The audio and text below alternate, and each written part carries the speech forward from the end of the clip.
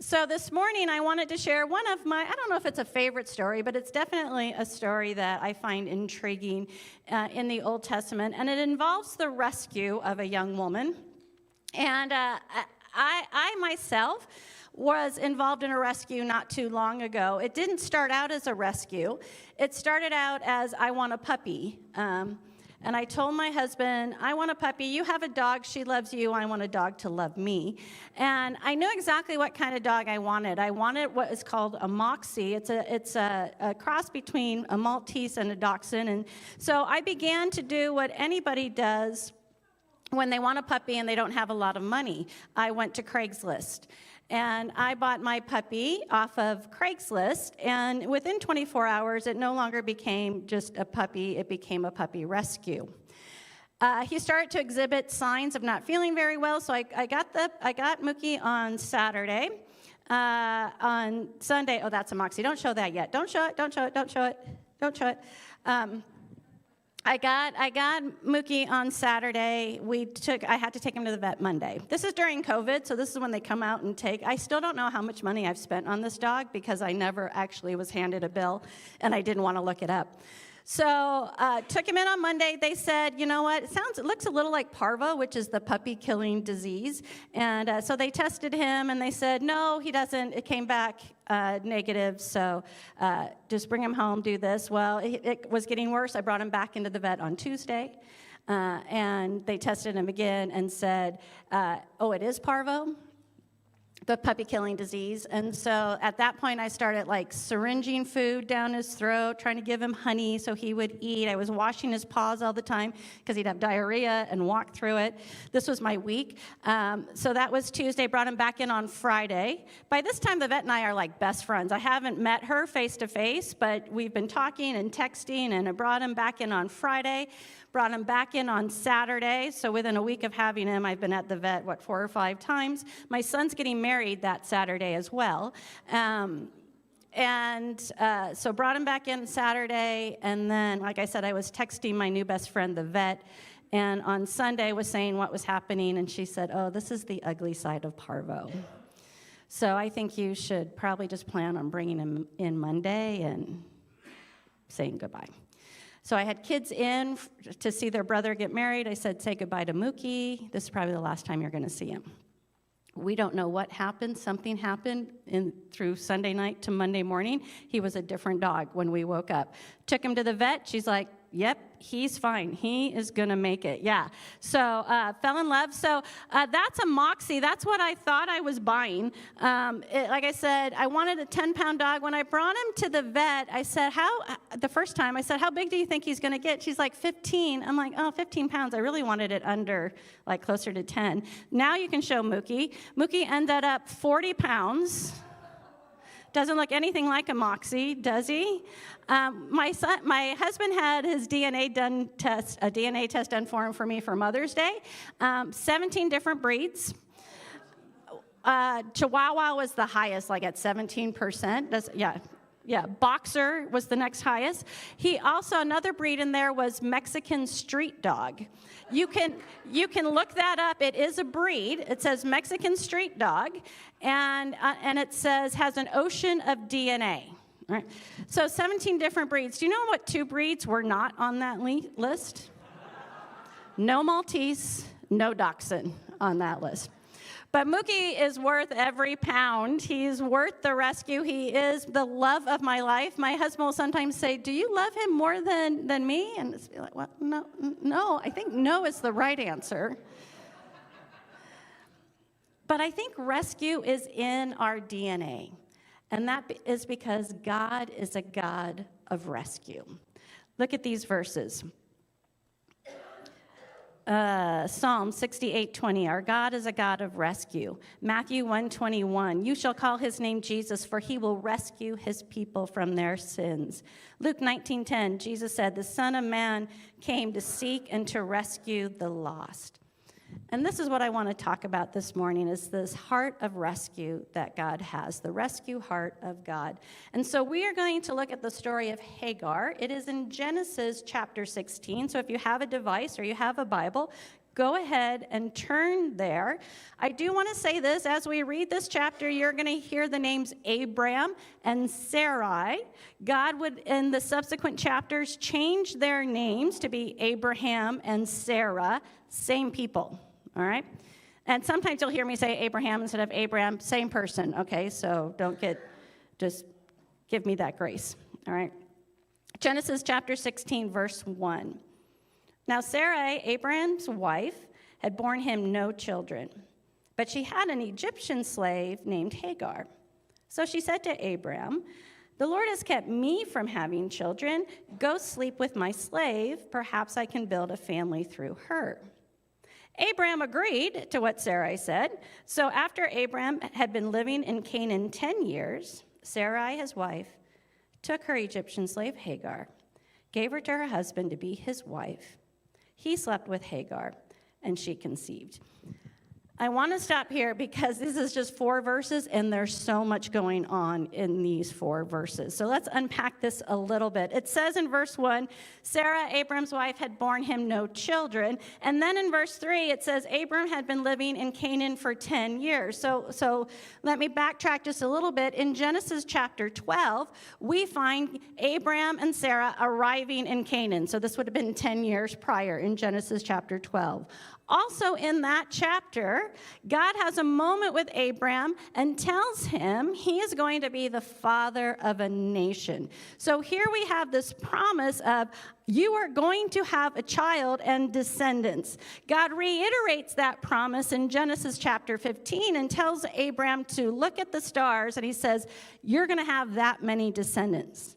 And so there's been this promise from God for an heir, for a child, for a son that a nation would come through. And yet now it's been 10 years since that initial promise. And I imagine they were waiting for a child well before that. But at Genesis 12, 10 years, God said, it's going to happen. But 10 years later, and Sarai had borne him no children. And there's a lot of pain in those words. In that culture, even in our culture, not having a child can be very painful. In that culture, childbearing was the highest value a woman had. And so not being able to have a child, your culture around you looked at you and said, either there's something wrong with you or God has cursed you. And so there would have been a stigma on Sarah. There would have been public shame. So to say Sarai had borne him no children, I want us to understand there's pain there. There's the pain of unanswered prayer and the pain of confusion. God, why would you promise this and then not deliver? Why get my hopes up and then not deliver? And I think probably many of us in this room have felt similar pain, the pain of unanswered prayer, the pain of hope being deferred. I thought this is what God wanted. I thought this is what God was going to do, and I'm still waiting. Pain can cause us to move closer to God. We can experience that pain and say, I'm going to bring that to the Lord. I can go and pray about that with the Lord. I can lean into God during that pain. So I think pain has this ability to draw us closer to the Father. It also has the ability to pull us away from God. We begin to doubt God. We begin to doubt his involvement in our life. We begin to doubt when those prayers are unanswered. And when that happens, I think pain can be this motivating force in our lives to take matters into our own hands. If God's not going to do it, I'm going to have to figure out how to do it. If God's not going to solve it, I'm going to solve it. And we take matters into our own hands. And this is exactly what Sarai did. Verse 3, she took her Egyptian slave Hagar and gave her to her husband to be his wife. Now, I want you to understand this. This was culturally acceptable. This is what they did in that culture. It really was like a surrogate arrangement. Any child that Hagar would have, since she was Sarai's slave, really would be considered Abram and Sarah's child, not Abram and Hagar's child. All right? So culturally, they're doing what people expected to do. But there's a problem. When we follow our culture around us, and we do what our culture says is acceptable, or when we take matters into our own hands, life can get really messy. Verse 4, he slept with Hagar, and she conceived. And what's behind those words? Hagar has been forced to be a slave, and now she's been forced to sleep with Abram. She's had no voice, no choice. I have to believe she felt powerless in that situation. She must have felt invisible in that situation. However, after she gets pregnant, I think I see what pain and what trauma does. And she takes that pain and she lashes out at Sarah. We don't know what happened. We don't know if she flaunted that pregnancy. We don't know if she taunted Sarah. I mean, you can imagine Hagar's pregnant, so she's looking at Sarai now and saying, well, it must be you. You must be the problem because I got pregnant, so it's not your husband. So we don't know exactly what happened, but we see this in verse 5. Sarai said to Abram, you are responsible for the wrong I am suffering. I put my slave in your arms, and now that she knows she is pregnant, she despises me. May the Lord judge between you and me. Verse 6, your slave is in your hands, Abram said. Do with her whatever you think best. What did she think was best? Then Sarai mistreated Hagar, so she fled from her.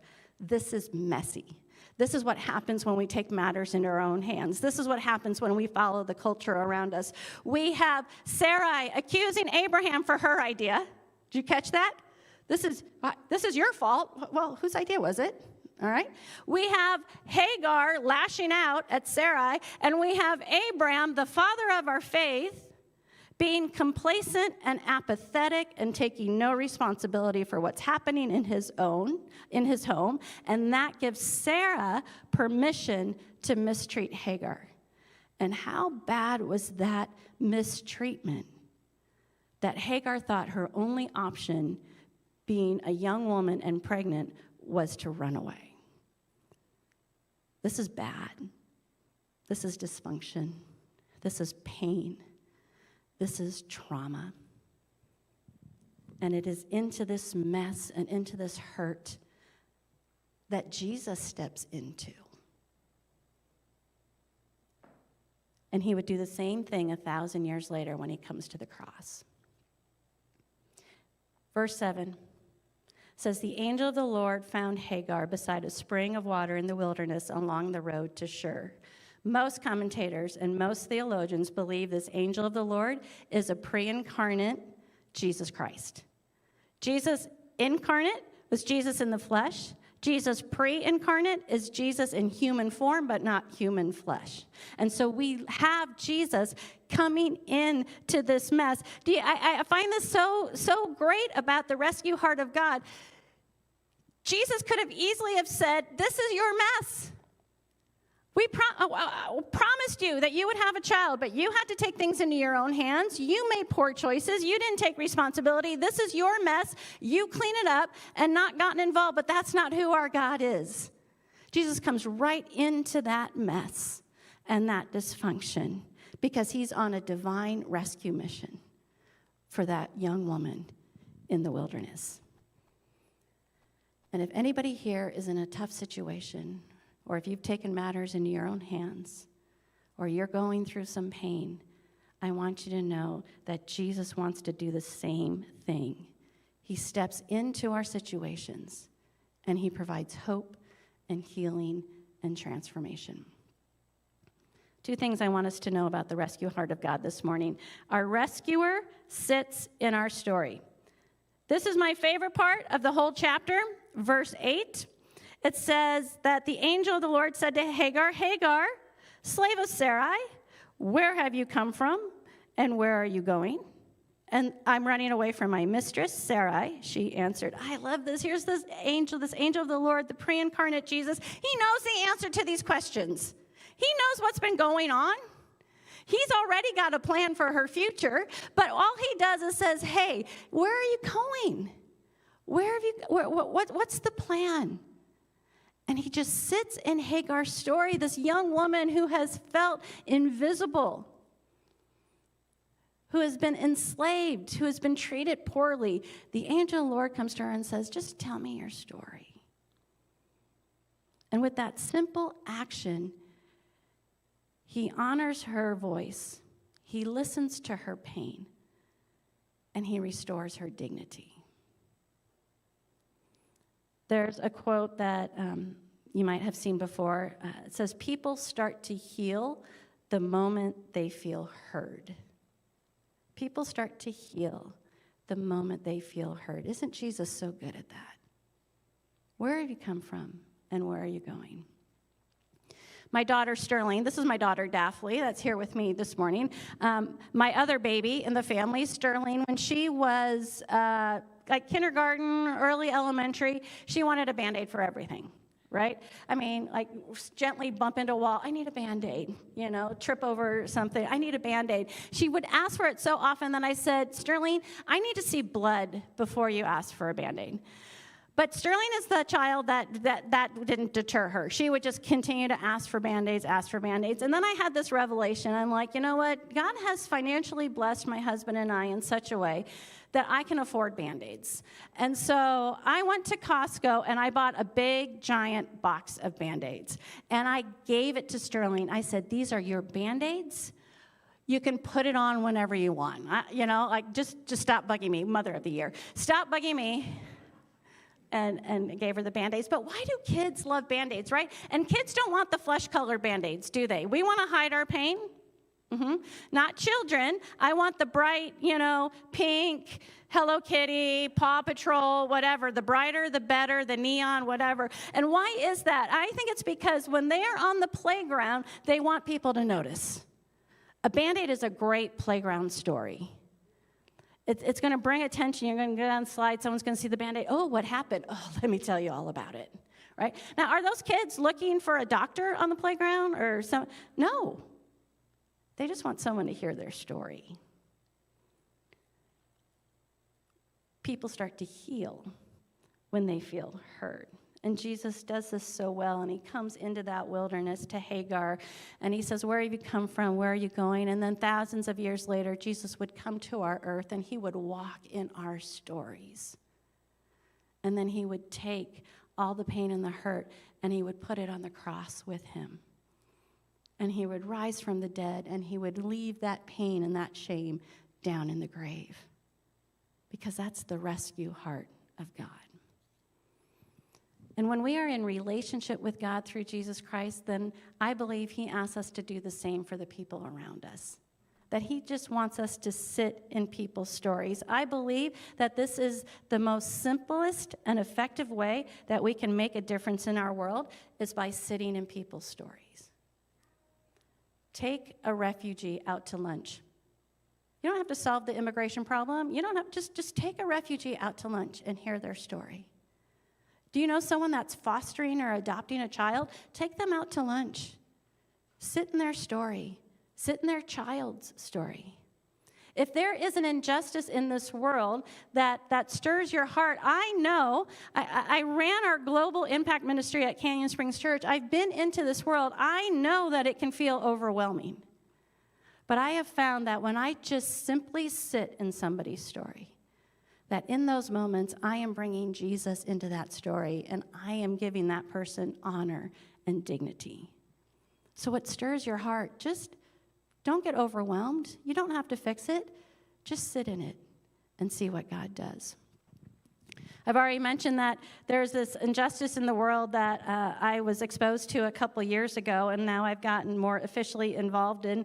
There is a stigma on widows in India. It's from the Hindu faith. Much like the stigma that Sarai would have had from being barren, it is believed in the Hindu faith that if a husband dies, it is because of the wife's bad karma. It doesn't go the other way around. This has been a practice for thousands of years. You might have heard of widows burning type of a thing. It's coming out of that. Doesn't happen anymore. But it used to be that when a husband would die, they would burn the body and throw the wife on top of it. And let me say this isn't true of all Indian families or all of India, but it is a practice in India where that widow is considered to have bad karma. And so therefore, typically, at the very least, maybe they don't get invited to weddings and celebrations. But what's happening, too, is that thousands of widows are being abandoned and shunned by their families. Just like Abraham's complacency gave Sarai that's permission to hurt Hagar, this Hindu belief gives families permission to abandon and not take care of these widows. The White Rainbow Project, and let me explain why it's called that. The White Rainbow Project, in India, if you are a widow, the color you wear is white. The color has gone out of your life. You know, India, it is full of color and full of bright colors, and so a widow wears white. The White Rainbow Project was established because we want women to know that when Jesus' love and light shines on you, there is a prism of color in and through you. And it's Jesus that brings that color to you. And so that's the idea behind the name, the White Rainbow Project. It came from a movie first, but that's the organization's name now. I have a video that can explain it better than I do. So can we show that? Imagine being married off at a young age. You have a few children and start a happy life together. Suddenly, your husband dies unexpectedly. You grieve, but instead of comforting you, your own family abandons you and blames you for his death, saying it's because of your bad karma.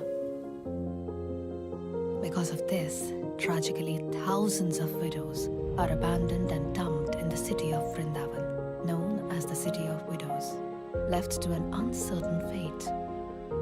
Many of these women have no way to support themselves. Their only options are to earn a few cents by chanting in the Hindu temple all day. Many are thrown into prostitution. The White Rainbow Project is a non-profit organization that wants to transform these women's lives by sharing and giving them hope through the love of Jesus. Our goal is to empower and employ these women by creating centers of learning. We want to give these women new skills, counseling, food, medical care, and most importantly, a family that cares about them and prays for them. Hi, my name is Rachel Icaboni, and I am the Executive Director of the White Rainbow Project. In 2020, I started with White Rainbow as the product design and manager. When I was away at college, the founder actually prayed with my mom about what I would do with my fashion design degree. So right after college, I decided to get involved with this ministry, and the main goal of our organization is helping to serve, especially widows in India, by teaching them how to bead and how to sew.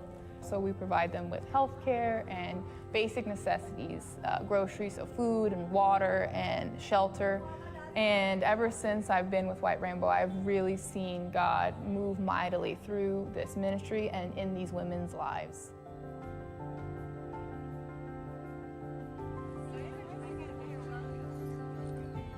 One thing I learned while I was on this trip to India, being there for a couple weeks, was no one is too far gone. God cares for each one of us, and He is willing to go to the ends of the earth to care for His people, and specifically to care for these women who are vulnerable. Many of them come from difficult backgrounds. These women have lost their husbands, their families have abandoned them, and so they mainly want relationships. And so I realize it's really being a part of a family and not just about making products. And so that's really what White Rainbow Project is. It's more than just the product that we make. It's really about the lives that we impact, and especially the relationship that we get to have. Praying for them and encouraging them and having a meal together and just sharing their stories and what they've learned and what they've done. And so as I continue with White Rainbow, I look forward to seeing what God will do in these women's lives and how He will continue to move this ministry forward. To find out more on how you can help, go to www.whiterainbowproject.org.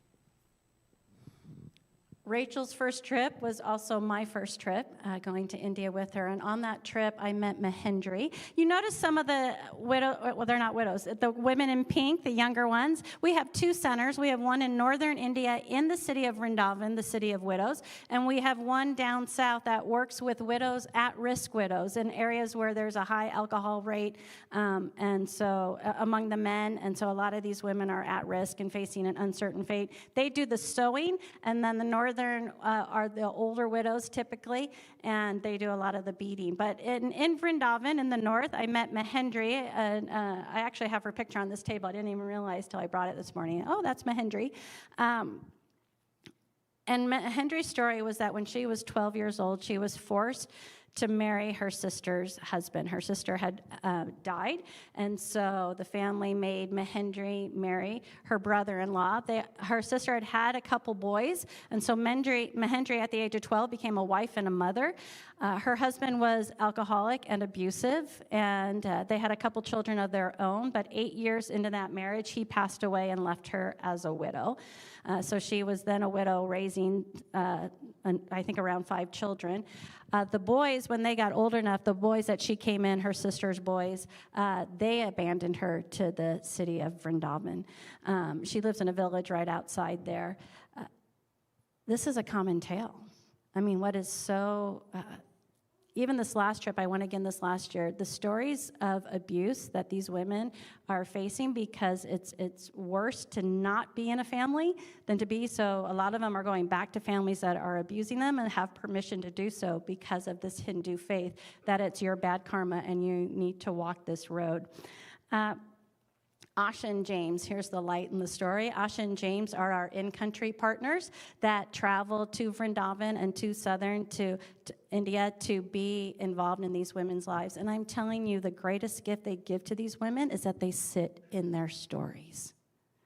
Yes, we send money. Yes, they get money for food and medical and all that, which is very important. But Asha and James also sit there and they show them acceptance and compassion and love, and they introduce them to Jesus. They make them, what's been stolen from them, being a part of family, is restored through Asha and James. And because of their commitment to Jesus Christ, they are sharing Jesus with these women. I have product this morning, so here's my little aside from the message. These products were made in India by these women. All this product, all the money you spend here, it goes right back into our organization, back into helping these women. We operate as a business in India. We're a nonprofit here. We're a business in India. Because the Hindu government is so strong, they have been working to remove all Christian nonprofits out of the country. So it's very dangerous right now to even be a Christian in India. A lot of eyes are on you. So I say that to let you know, product is really important to us. Yes, it helps with our money, and you can make donations and you can give and all that, but also the product is important because we need to keep getting product from that country so we can get money into that country to help these women. So do some holiday shopping this morning with me. Prices are great, product is great, and it's really making a difference in this world. There's other ways to help. We are in our end of the year campaign taking donations. If you want to have a holiday party, like a Tupperware party where you sell some of our product for us, I can set you up with that as well. So lots of options there. Jesus came into our stories no matter how messy they are. And he listens. But he doesn't stop there, does he? Then our rescuer begins to rewrite our story. Did you notice the angel of the Lord said, "Where are you come from and where are you going?" And Hagar's response was, I've run away from my mistress. But she doesn't say anything about the future because she doesn't have a plan for the future. What is the plan? Verse 9, the angel of the Lord told her, "Go back to your mistress and submit to her." And this may, you first read that, you go, well, that seems a little harsh, right? But he sends her back to a mistress. One, it's not safe for her to be out in that wilderness. You have elements, you have animals, you have travelers going across this road. It is not safe for a young woman to be in that wilderness on her own. So he's sending her back to a safer place, but then he also is sending her back not defenseless, but with a new status. Verse 10, the angel added, "I will increase your descendants so much that they will be too numerous to count." That's the same promise he gave to Abraham. He's giving to this slave girl.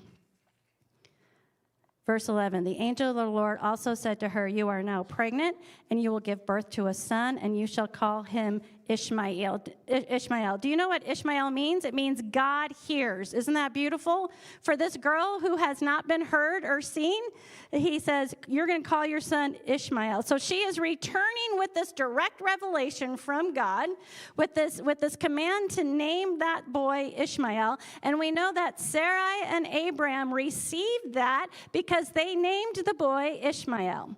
So she came back with the status that Abraham and Sarai accepted. And then in verse 13, Hagar gave this name to the Lord who spoke to her. You are the God who sees. For she said, I have now seen the one who sees me. She's the only person in the Bible to give God a name. So we have God hears and God sees. That's what our rescuer does. God saw it all. He saw everything going on in Abraham's house. He saw all the dysfunction. He saw all the poor choices, the taking matters into their own hands. He saw and he heard it all, and he stepped into it, and then he began to rewrite it. Being in the presence of Jesus changed everything for Hagar.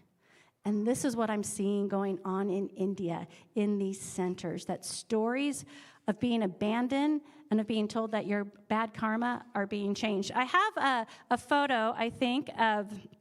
Yeah, this is actually Asha's daughter, Catherine. And Catherine just got married this last summer. And I don't know if you remember, I said widows wouldn't typically go to any of these family celebrations because of their bad karma. And so this widow was so excited because they've met Catherine before, that Asha and James' family is very involved with these widows. And so she said to Asha, she gave Asha some bangles. I'm actually wearing a couple bangles. Bangles are a way of blessing in India. So when you, at weddings, at baby showers, when we come to visit, I'm always going home with armfuls of bangles because this is what they do to bless you. And so this widow brought to Asha and said, here's some bangles for Kathy for getting married. I want her to be blessed, but you need to put them on. And Asha said, no, you put them on, Catherine. And she said, oh no, I have a bad omen. I can't do that. And this is what Asha said. I explained to her we don't believe in any bad omens. And I told her she could put the bangles on Catherine. She could not believe it and was so happy. I wish I could explain the joy she had on her face. With tears, she blessed Kathy and put the bangles on Kathy. And that's the picture you're seeing right there. And stories are being rewritten. This is what Jesus does. Like Hagar, like the widows in India, like any of us who have pain or have felt isolation in our lives, Jesus steps into it, and then he begins to rewrite it. Let me pray.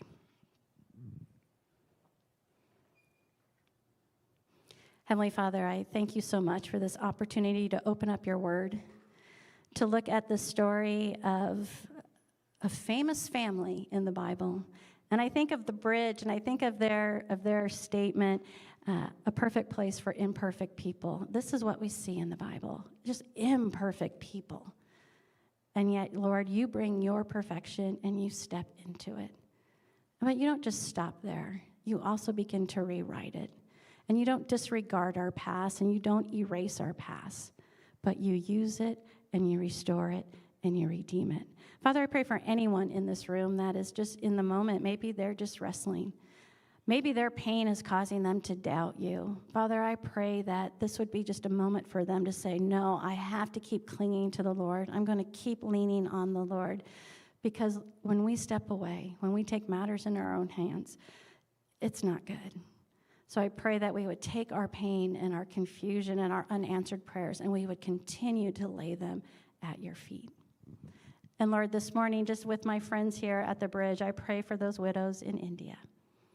I pray that they would begin to understand who you are, that the God that they've given their life to is a God of destruction and a God of pain and a God of abandonment, but the one true God, you